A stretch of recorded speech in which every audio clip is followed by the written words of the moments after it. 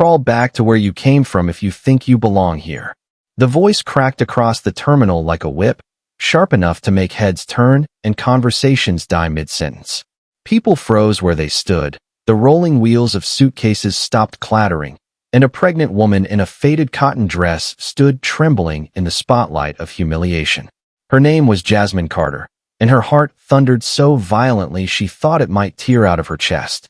The worn sandals on her feet, patched with tape, suddenly felt heavier than iron shackles. She held a battered duffel bag close, the only possession she could call her own.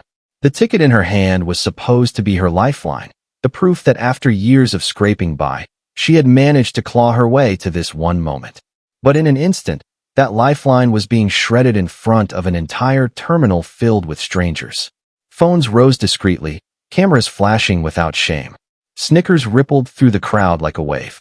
Some passengers looked away with awkward pity, but others stared with cruel delight, savoring the spectacle of a woman being crushed in public. And at the center of it all stood Jasmine, clutching her belly as if holding her unborn child tightly enough could keep her from collapsing. The boarding gate was supposed to be her doorway into a new life. She had saved for months, cleaning toilets in diners, scrubbing stains off marble floors in rich neighborhoods, begging when she had to, and going without meals when the hunger pangs gnawed too deeply. Every coin had gone into this ticket.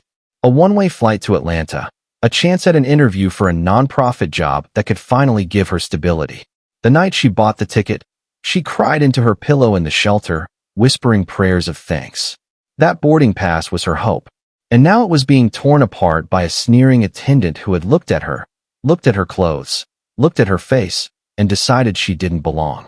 Jasmine's lips trembled as she tried to explain, but her voice was drowned out by the humiliation roaring in her ears.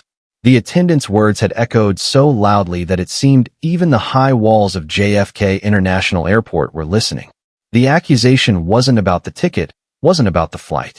It was about her, about who she was, or rather who they believed she wasn't. She wasn't rich enough. She wasn't polished enough. She wasn't white enough. She wasn't good enough.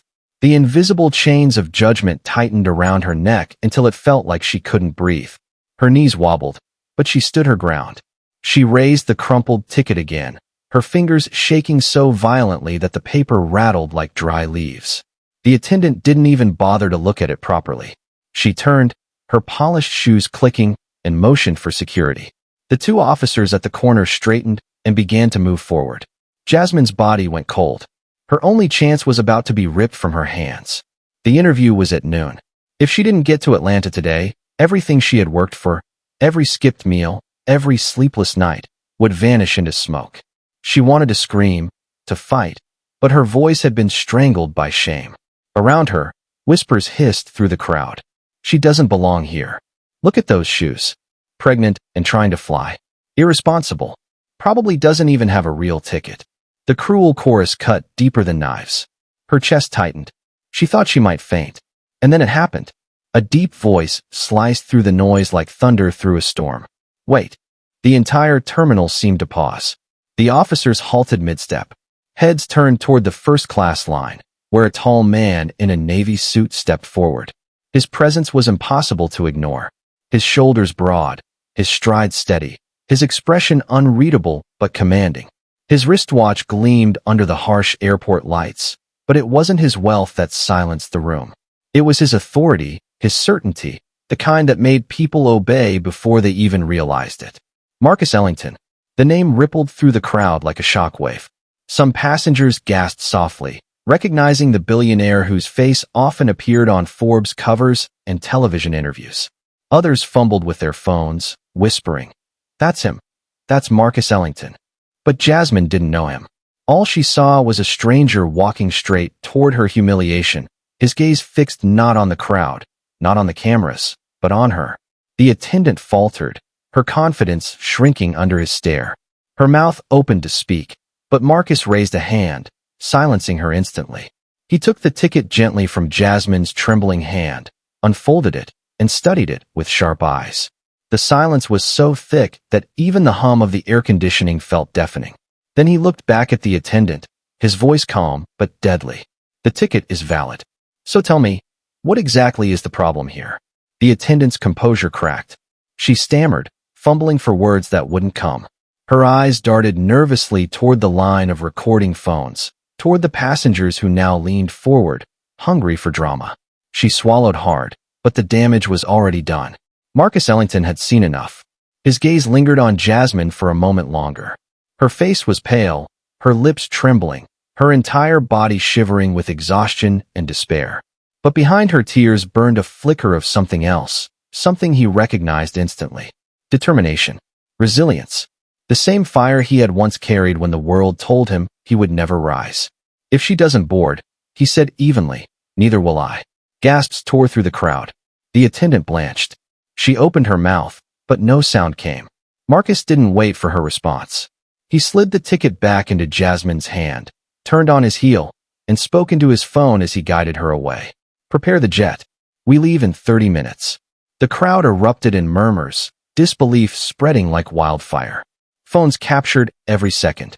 Twitter feeds were already lighting up with hashtags. Passengers leaned out of line, craning their necks as Jasmine disappeared down the corridor beside the billionaire. Her duffel bag was still clutched tightly to her chest, her mind spinning so wildly she thought she might collapse. She had entered the airport as a beggar with a dream, humiliated and discarded in front of strangers. And now, in less than a heartbeat, she was walking beside one of the most powerful men in America, a man who had looked at her and seen something worth defending. The security guard stepped back, uneasy, and the attendant stood frozen in shame, the weight of her own prejudice crushing her under the eyes of the world. But the story was no longer hers to control. It belonged to Jasmine now. Her legs felt heavy, but her steps carried her forward, past the stairs, past the whispers, towards something she couldn't yet understand. Her heart hammered against her ribs, her mind screaming questions she didn't dare voice. Why me? Why now? Who was this man really? The billionaire's voice was steady as he guided her through a private exit, the roar of the terminal fading behind them. Outside, the sun glared against the glass windows, and Jasmine's tears blurred the light into streaks of fire. The hum of the private terminal was nothing like the chaos she had just left behind. The air was quieter here, but Jasmine's heartbeat thundered louder than the engines warming up outside. The billionaire's stride never faltered, and she followed, each step of her worn sandals echoing against the polished tiles like a drumbeat of disbelief. She wanted to ask questions, but the words were stuck in her throat. All she could hear was the replay of humiliation in the terminal, the cruel laughter, the snapping cameras, and the sound of that attendant spitting venom at her existence. She had expected to leave the airport in shame, chased away like trash, her one chance destroyed before her unborn child even had a chance to hope. Yet here she was, walking toward a sleek jet, the kind she had only seen on TV screens in the waiting area of shelters. Its silver wings gleamed in the morning sun, bold and untouchable, just like the man who had pulled her out of humiliation with nothing more than his presence. The crew waiting by the stairs greeted Marcus with deference. Their eyes slid briefly toward Jasmine, widening as they took in her faded dress and tired face, but they didn't dare comment. The door to the jet opened, and for the first time in her life, Jasmine stepped into a world that smelled of leather and luxury instead of bleach and dust. The seats were wide, the tables gleamed, and the carpet beneath her feet was soft enough to make her want to cry. She gripped her duffel bag tighter, afraid that if she put it down, it might be snatched away, leaving her with nothing again. She sat stiffly, the weight of her survival clinging to her shoulders, her eyes darting to every polished surface as if they would accuse her of trespassing. The engines roared softly, and the ground began to fall away. Jasmine pressed her hand against the window, staring at the shrinking city below. Just hours ago, she had been in a shelter bed, staring at the cracked ceiling, whispering prayers into the dark. Now she was flying in a private jet beside one of the most powerful men in America. Her mind spun with disbelief. Why had he helped her? Why had he risked embarrassment, risked headlines, risked his reputation for her? She wasn't special. She wasn't rich, educated, or powerful. She was just another black woman the world had decided to step on. And yet, when everyone else had looked at her with disgust, Marcus had looked at her with something else, something dangerous, something she didn't know if she deserved. Recognition. She glanced across the cabin. He was seated with the calm ease of a man used to ruling rooms without effort, scrolling through something on his tablet, sipping coffee as if this was just another morning. But his jaw was tight, his brow furrowed. He wasn't indifferent. He was thinking, calculating, maybe even angry. She couldn't tell if it was at her or for her. The jet soared higher, slicing through clouds, and Jasmine leaned back, closing her eyes for a moment. Memories clawed their way out of the darkness. Memories she usually buried deep. The nights she had begged on street corners, the insults hurled at her when people passed by without tossing even a dime. The hunger that gnawed at her belly until it hurt to breathe. The men who had tried to take advantage of her vulnerability, whispering promises of food if she gave them her body. The nights of rain soaking her hair as she curled under bridges, whispering to the child growing inside her that she would find a way. The humiliation at the gate was nothing new. It was simply the loudest echo of all the quiet humiliations she had endured every day. And yet, something was different this time. Someone had stopped the cycle, if only for a moment. Someone had said no on her behalf. Her duffel bag sat heavy in her lap. Inside it were scraps of her life. A torn ultrasound photo of the baby she carried. A few sketches she had made on the backs of receipts and discarded papers. Designs she still dreamed of building one day. And at the bottom, an old journal where she scribbled notes to herself, promises she didn't know if she'd ever keep. The jet's engines softened as they leveled off, and silence filled the cabin except for the low hum. Jasmine's stomach growled, betraying her. She flushed with shame, gripping her belly protectively, hoping no one had heard. But the steward quietly placed a tray in front of her, covered dishes steaming, fresh fruit glistening. She froze. Food that wasn't scraps. Food that smelled warm, inviting. Her hands shook as she reached for it, and before she could stop herself, tears spilled down her cheeks.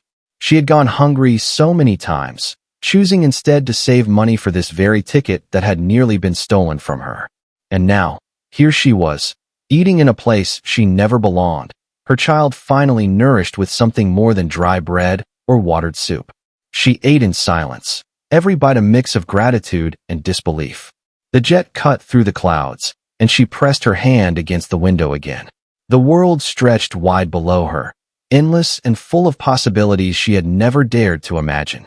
She thought about Atlanta, about the interview waiting for her, about the chance to finally prove that she was more than what people saw on the outside. She imagined walking into that office, not as the homeless woman with a duffel bag, but as someone who had survived storms, someone who carried scars and still stood tall. But doubt gnawed at her too. What if she failed? What if they laughed at her like the attendant had? What if Marcus only helped her as a spectacle, and when the cameras stopped rolling, she was forgotten again? The weight of her fear pressed heavy, but beneath it all, the ember of determination still burned. The internet was already on fire. While she sat trembling in the sky, millions of strangers were replaying the scene at the gate, retweeting, resharing, rewriting her humiliation into headlines. Hashtags were spreading like wildfire. Hashtag let her board. Hashtag justice for Jasmine. Hashtag shame at JFK. Comment sections boiled with outrage, some condemning the cruelty, others defending the airline, still others mocking her pain as entertainment. But beneath the noise, something was shifting. People were remembering the look on her face, the way her hands had clutched that ticket, the quiet plea in her voice. They were remembering because they had seen themselves in her, because everyone knew what it felt like to be told they didn't belong. In the cockpit, Marcus scrolled through the news on his phone, his jaw tightening with every headline. The humiliation that had nearly crushed her was now becoming a storm, and Jasmine didn't even know it yet. Her life was about to collide with forces bigger than she had ever imagined. The cruelty of one attendant was unraveling into a national conversation. The cameras that had once mocked her were now her weapon. And as the jet sliced through the sky, Jasmine Carter sat in silence, unaware that the world below was already chanting her name. This was no longer just her fight for survival. This was the beginning of something larger. The jet touched down in Atlanta with a smoothness that felt almost unreal, but Jasmine's heart hadn't stopped racing since the moment she stepped off the ground. She descended the sleek staircase with her duffel bag clutched like armor, the sunlight spilling over the tarmac, burning her eyes after the dimness of shelters and terminals. A limousine waited, its black paint shimmering like oil. She froze for a moment, feeling small, but Marcus's presence behind her pushed her forward. The driver bowed slightly, opened the door, and for the first time in her life, Jasmine slid into a car most people only ever saw in glossy magazines. Her reflection stared back at her in the tinted glass window, the face of a woman who looked broken and yet alive, with tears dried on her cheeks but a faint light flickering in her eyes. Her unborn child shifted in her belly, and she pressed her palm against it, whispering silently that maybe, just maybe, things were changing. But while she sat stunned in the back of that limousine, the world was exploding. Overnight, the video of her humiliation at JFK had gone viral. By the time the jet wheels had touched Atlanta, hashtags were trending across every platform. News anchors were playing the footage on repeat. Her face, streaked with tears, clutching her ticket desperately while an attendant dismissed her, had become the symbol of something bigger. Commentators screamed on panels about racism, classism, the cruelty of corporate America, the arrogance of gatekeepers who decided who belonged in the skies and who didn't. Some voices mocked her still, cruel memes spreading fast, painting her as weak, dramatic, undeserving. But for every insult, 10 voices rose in her defense. Strangers rallied online, demanding justice, demanding accountability, demanding change. The airline's PR department scrambled with statements that only fueled the fire. Reporters camped outside their headquarters. Investors panicked as stock prices wobbled. The face of Jasmine Carter, the homeless pregnant woman denied dignity at an airport gate, was everywhere. She didn't know any of this yet. All she knew was that her palms were sweaty as the limousine pulled to a stop in front of a towering glass building. The letters gleamed in the sunlight, Ellington Foundation. She blinked in confusion. Why were they here? Her mind spun, trying to understand. But before she could even form a question, Marcus was out of the car, speaking swiftly into his phone, his tone sharp, commanding. The doors of the building swung open as if the entire place bent to his will. Jasmine stepped inside, her knees trembling as the cool blast of air conditioning hit her. The lobby stretched wide, marble floors gleaming under crystal chandeliers. She had never stood in a space like this before, where every detail screamed wealth, power, permanence. She wanted to shrink, to vanish into the marble, but something in her spine stiffened instead.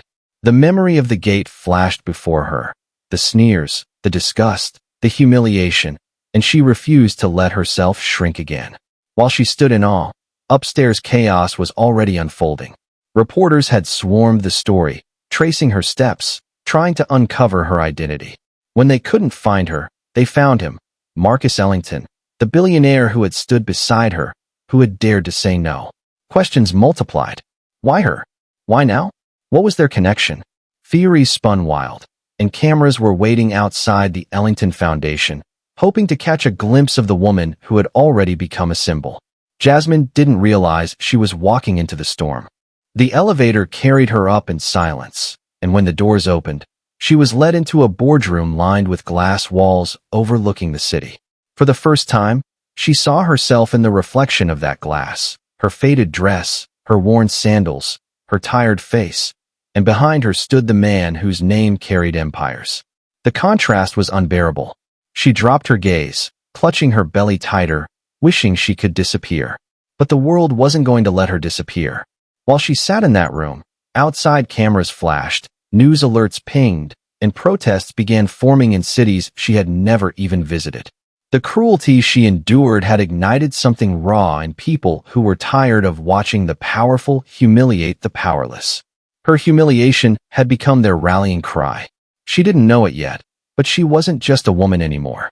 She was the storm. Marcus watched her quietly, his phone buzzing constantly with calls he ignored.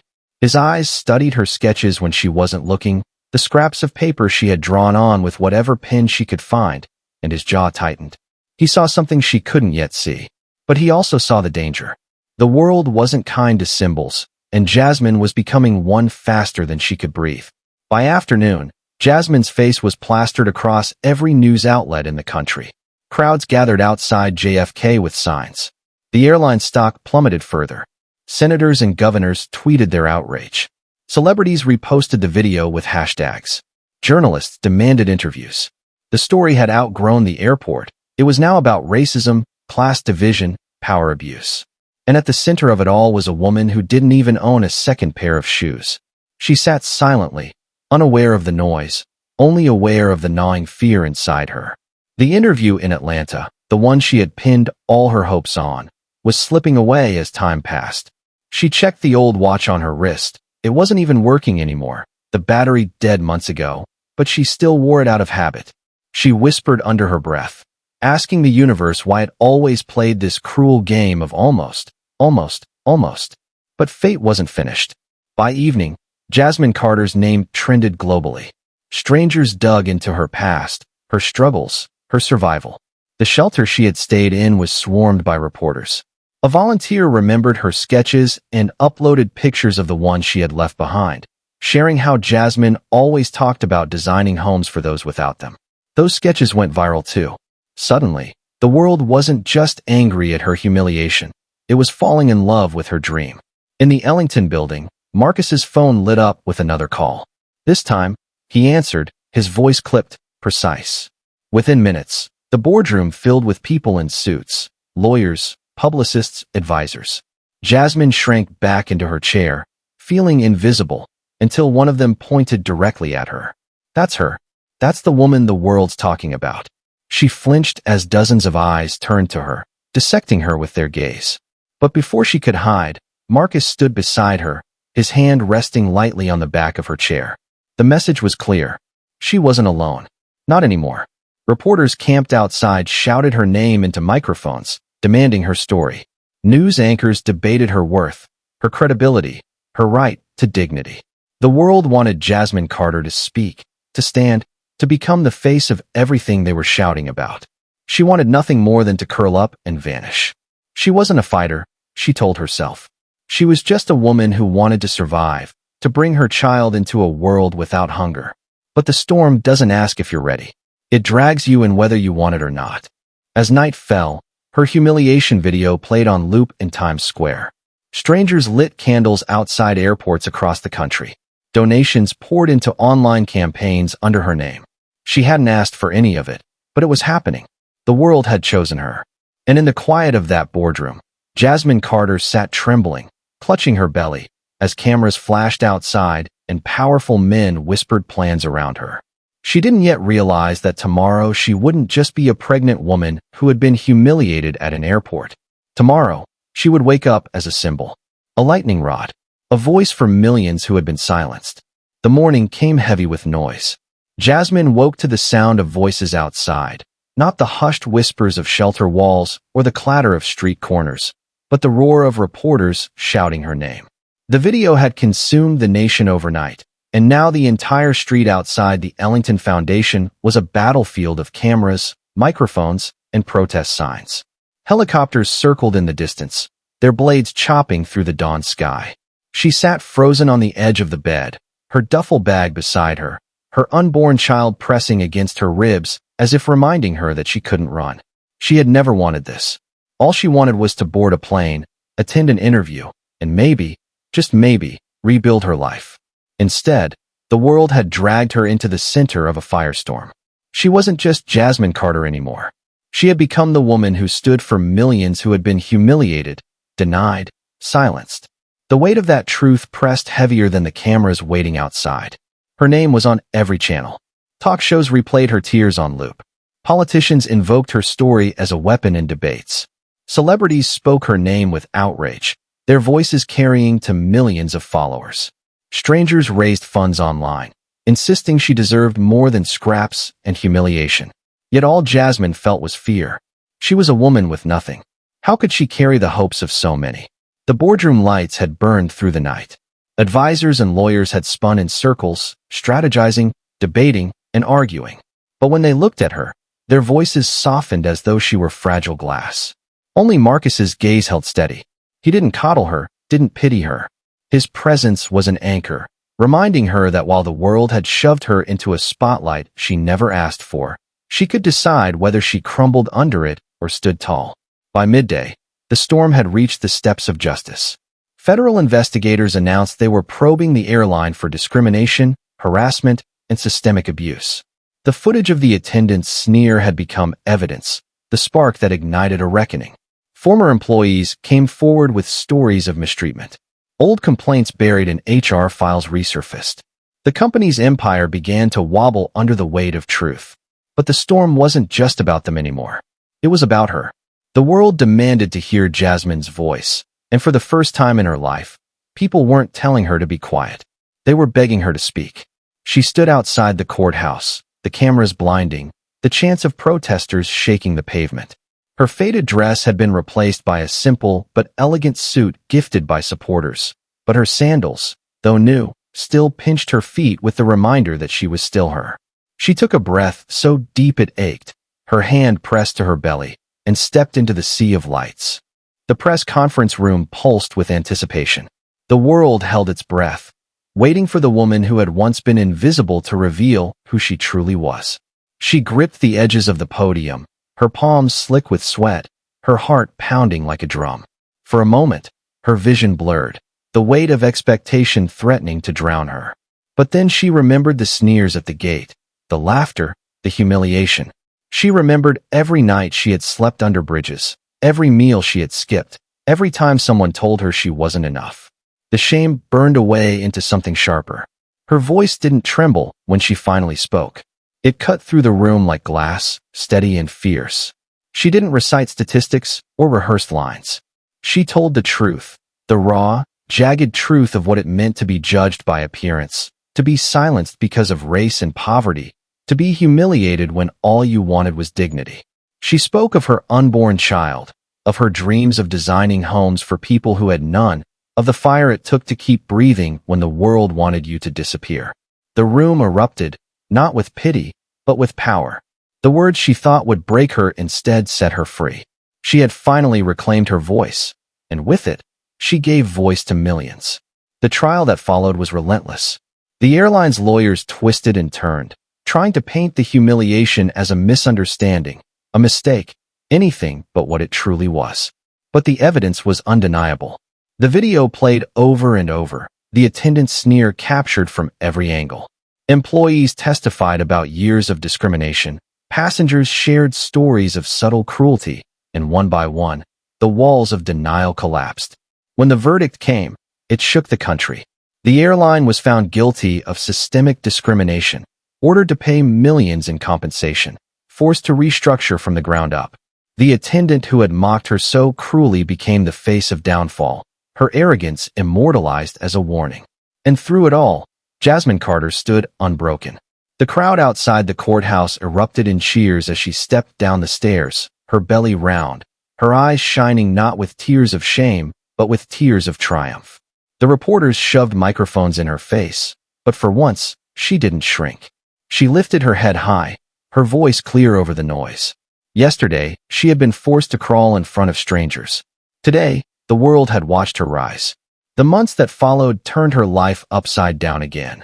But this time it was not with humiliation, it was with opportunity. Offers poured in from organizations, nonprofits, universities. She became the face of campaigns for dignity, for equality, for justice. The woman who had once begged for spare change now stood on stages, speaking to thousands, her words carrying power she had never believed she had. Her sketches, once scribbled on scraps of paper in shelters, were published in magazines. Architects praised her vision. Donations funded her dream of designing community housing. She walked through construction sites, hard hat on her head, her belly heavy, and watched walls rise from her imagination into reality. For the first time, she wasn't just surviving, she was building. The bungalow she eventually called home was modest, filled with sunlight and laughter, but to her it was a palace. Her baby's crib stood by the window, a stack of sketches resting on the table nearby. She sat on the couch sometimes, staring at the walls, still unable to believe this was her life. Letters poured in from strangers across the country, people who had seen themselves in her story. Mothers who had been humiliated in grocery stores. Workers silenced by bosses. Students mocked for their clothes. Each letter told her the same thing. You gave me courage. You showed me we matter. She read every single one, tears staining the pages, her heart swelling with something she hadn't felt in years, belonging. Marcus remained in her orbit, steady as the day he walked toward her humiliation. He didn't hover, didn't smother. He stood in the background, a reminder that sometimes power can be used to shield rather than destroy. She owed him her chance, but the rest, her voice, her courage, her rise, she had carved with her own hands. The day she testified before Congress, the chamber was silent as she spoke. The same voice that once trembled at an airport gate now carried across the nation, demanding change, demanding justice, demanding protection for those who had been forced to crawl in the shadows. Her words sparked legislation that promised to make sure no one else would face what she did. And when the gavel fell, when the applause roared, Jasmine knew her story was no longer about humiliation. It was about transformation. Late at night, when the baby finally slept, she sometimes sat by the window with her journal open, staring at the stars. She thought about the moment at the gate, the shame that had almost crushed her, and she whispered to herself the truth she had learned. Humiliation had not broken her. It had been the weapon that built her strength, the fire that forged her voice, the push that forced her to rise. The world tried to strip her dignity, but instead it gave her something greater. It gave her purpose. Jasmine Carter, once invisible, now stood as a symbol etched into history. Her name carried not pity, but power. And as the city lights glowed outside her window, she held her child close and whispered that they would never know the taste of shame the way she had. But let me ask you this, what would you have done if you had been standing at that airport gate? Would you have spoken up, or stayed silent like the crowd? Drop your answer in the comments below because your voice matters in this conversation. And if Jasmine's story touched your heart, don't just scroll away. Hit that like button, share this video with someone who needs to hear it, and make sure you subscribe so you don't miss more powerful stories like this one. Because sometimes, the smallest act of courage can topple the mightiest empire.